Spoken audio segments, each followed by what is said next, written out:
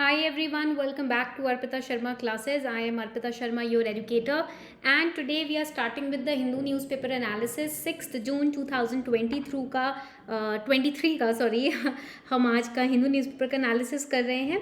अच्छा, एक बात मैं आपको बता देती हूँ कि 8th जून के बाद I will be free because अभी right now I am giving my masters के exams and that is why there are no other videos other than the Hindu newspaper analysis that are getting uploaded. After 8th June I'll be free and I'll be bringing up new batches, new courses for free on YouTube for all of you. तो इसलिए तब तक थोड़ा सा wait आप कर लीजिएगा, 2 दिन की बात है बस. Let's get started without any delay. The PDF of this lecture will be provided on my Telegram channel, Simplifying UPSC with Ease. Let's have a look at the first important article. Monsoon stares at a cyclone threat. तो ये GS paper 3 और prelims दोनों के लिए ही बहुत important है ये वाला आर्टिकल. अब इसमें बात की जा रही है कि IMD ने ये अलर्ट किया है कि आने वाले मानसून के पीरियड में साइक्लोन थ्रेट होने वाला है. साइक्लोन्स के ऊपर every year questions are asked. तो cyclones what are they are rapid inward air, इस तरीके की इनवर्ड एयर होती है, ठीक है, एयर सर्कुलेशन होता है. And this particular region, this I here we have the low pressure area होता है जिसके आसपास ये जो हवा है ये मूव करती है. ठीक है, आपको पता है air move from high pressure to low pressure. Air circulates in an anti clockwise direction in northern hemisphere में the direction is anti clockwise, ये आपको याद रखना है. In the southern hemisphere direction would be clockwise. These are the important statements that you need to remember for prelims के लिए ये statement याद रखना जरूरी है. बेसिकली साइक्लोन्स आपके दो तरीके के होते हैं. First kind is known as the tropical cyclone and जो सेकंड काइंड होता है उसको हम बोलते हैं extra tropical cyclone. Okay, now when we talk about the extra tropical cyclone, mostly in prelims they ask about the extra tropical cyclone. ज़्यादा से ज़्यादा ना वो आपसे एक्स्ट्रा ट्रॉपिकल साइक्लोन के ऊपर क्वेश्चंस पूछ लेंगे, तो इसलिए आपको ये दो कैटेगराइजेशन याद रखनी है. आगे बढ़ते हैं. Let's solve a question. Consider the following statements. Jet streams occur in northern hemisphere only some cyclones develop an eye. ये आपका जो मिडल पोर्शन होता है ना, this middle portion is known as the eye of the cyclone. ठीक है, तो इसमें दे आर सेइंग कि only some cyclones develop an eye. Temperature inside the eye of cyclone is nearly 10 degrees Celsius lesser than that of the outside surroundings. अब कौन सा statement इसमें correct है ये आपको बताना है.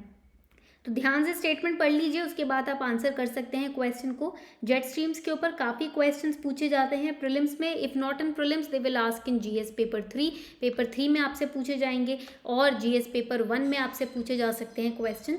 Let's answer this question. The correct answer is only statement 2 is correct. सिर्फ स्टेटमेंट 2 करेक्ट है. देखो ये तो मैंने आपको बताया था कि jet streams occur in northern hemisphere only जहाँ पर यूज होता है वो 99% ऑफ द टाइम स्टेटमेंट गलत होता है. So first statement is wrong. तो 1 आप एलिमिनेट कर सकते हो और डी एलिमिनेट कर सकते हो आसानी से. जो आपका थर्ड स्टेटमेंट है ये गलत है, बिकॉज जो आपका inside the eye of the cyclone area होता है इट इज़ वार्मर, कूलर नहीं होता. ठीक है, तो इसीलिए third statement is wrong. Okay, because warm temperature की वजह से ही तो आपका जो साइक्लोन है वो ज़्यादा डिवेलप होता है, ज़्यादा स्ट्रांग होता है ना. तो थर्ड स्टेटमेंट आपका गलत हो जाएगा. First and third are absolutely wrong statements. Correct answer would be option 3, that is second only.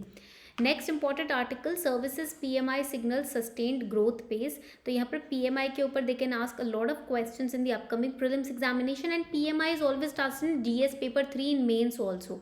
UPSC mains में भी PMI के ऊपर काफ़ी क्वेश्चन पूछे जाते हैं. What is PMI? It is a purchasing managers index. अभी recently it has been notice कि सर्विस सेक्टर का जो आउटपुट है वो सेकेंड फास्टेस्ट रहा है लास्ट 13 साल में PMI के मुताबिक. What is PMI? ये एक तरीके का सर्वे होता है. ठीक है, what is it? It's a survey based measure. A survey is conducted across the sectors, different sectors, service sector, tertiary sector. तो उसके अलग अलग सेक्टर्स होते हैं जिसमें सर्वेस कंडक्ट किया जाता है to measure their performance. Okay, तो क्या परफॉर्मेंस बेटर हुआ, फ्यूचर में क्या परफॉर्मेंस अच्छा होगा. ठीक है, तो ये सारी चीज़ें परचेजिंग मैनेजर्स इंडेक्स के थ्रू निकाली जाती है. इसका पर्पज़ यही होता है कि if the service sector is performing good, people would invest more in service sector, right. Right, that is why PMI is calculated. अगर PMI की वैल्यू 0 से वैसे 100 तक के बीच में निकाली जाती है। If it is above 50 it means the sector is expanding, it is growing. If it is below 50 that means it is contracting, and if it is just 50 that means there is no change, okay, in the performance of the sector. ये point आपको याद रखना है। Now next important, very important article, paper 2 and prelims के लिए बहुत important है, mains के लिए paper 2 के लिए ये article important है। MCD launches app that lets users geotag their properties। देखो geotag का concept have been asked a lot of times in mains में ये concept बहुत पूछा जाता है, what is geotag, what is geomap। तो basically municipal corporation of Delhi is launching a mobile application to enable owners to geo tag their properties, okay. The app's name is MCD app and it is launched by the commissioner, Delhi Commissioner Gyanesh Bharti. Aim is to bring a more transparent and responsive property tax regime.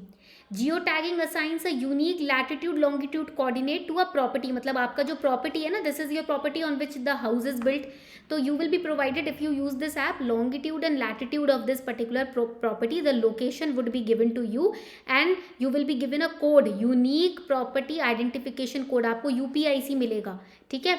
तो जिससे आपकी property का location, longitude, latitude के साथ उसके measurement सब आपको लिखित रूप में ऐप में मिल जाएंगे। Accordingly you can pay your property taxes, plus it will be in the government record also. Objective of geo tagging of property is accurate Jio location. पहले तो आपको आपकी प्रॉपर्टी की प्रॉपर लोकेशन पता चल जाएगी।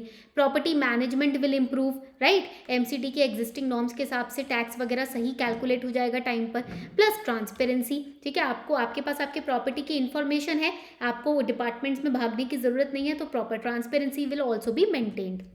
जियो टैगिंग मैंने आपको बता ही दिया है। Your geographical identification will be given to you of you for your property, the longitude and latitude, okay, and your location. Let's answer this question. Which of the following state has become the first to geotag community kitchens? Gujarat, UP, Madhya Pradesh, Maharashtra. ये PYQ से question उठाया है, फटाफट से इसको answer करो। 5 second का आपके पास टाइम है। You have 5 seconds time to answer this question. The correct answer to this question is Uttar Pradesh. तो जियो टैगिंग तो मैंने आपको बता ही दिया है क्या होता है ना। तो Uttar Pradesh has become first state in the country to geo tag its community kitchens and community shelters. तो ये बहुत इंपॉर्टेंट पॉइंट है। गूगल मैप पे जो भी आपकी प्रॉपर्टी जियो टैग होगी वो गूगल मैप पे भी प्रेजेंट होगी। मतलब आप गूगल मैप पे लोकेशन डालोगे तो एग्जैक्ट लोकेशन ऑन स्पॉट आपको वहाँ पर देखने को मिल जाएगा। Next important article, this is for prelims only. Arikomampan captured in Theni district to find a new home in Kalakat Tiger Reserve. So this wild elephant has been captured. It has been released in the Kalakat Tiger Reserve. तो आपको यहाँ पर location याद रखनी है. Location of Kalakat Tiger Reserve. Where is it? It is in Tamil Nadu and it has been declared as the first tiger reserve of Tamil Nadu. ये point आपका important है prelims के लिए. This point is important for prelims. ठीक है, इस point को आप please लिख लीजिए। Kalakad tiger reserve, first tiger reserve of Tamil Nadu, and it has 2 wild life sanctuaries also. In the south it has Kanyakumari wild life sanctuary, in the north it has Nellai wild life sanctuary, and यहाँ पर river थामीराबानी originate करती है, ठीक है, इस tiger reserve में। तो ये इंपॉर्टेंट पॉइंट्स हैं जो मैं यहाँ पर स्टार मार्क कर रही हूँ, जो आप पॉइंट याद रखिएगा। ये 17th टाइगर रिजर्व है हमारी कंट्री का, ओके। आगे बढ़ते हैं। The last important article, Kerala CM launches first phase of KFON। ये प्रीलिम्स के लिए इंपॉर्टेंट है। KFON is Kerala fibre optic network. तो बेसिकली आपका केरला स्टेट गवर्नमेंट ने इस ऑप्टिक फाइबर नेटवर्क को लॉन्च किया है। इस प्रोजेक्ट के थ्रू फ्री इंटरनेट एक्सेस मिलेगा 20 लाख BPL फैमिलीज को, ठीक है, ये नंबर याद रखिएगा। It will connect 30,000 government institutions and will provide internet connection at a nominal rate to the public. तो वैसे तो BPL फैमिलीज को फ्री इंटरनेट एक्सेस मिलेगा, बाकी जनता को नॉमिनल रेट पे, कम से कम रेट पे, वैलिड रेट पे इंटरनेट कनेक्शन यहाँ पर प्रोवाइड किया जाएगा।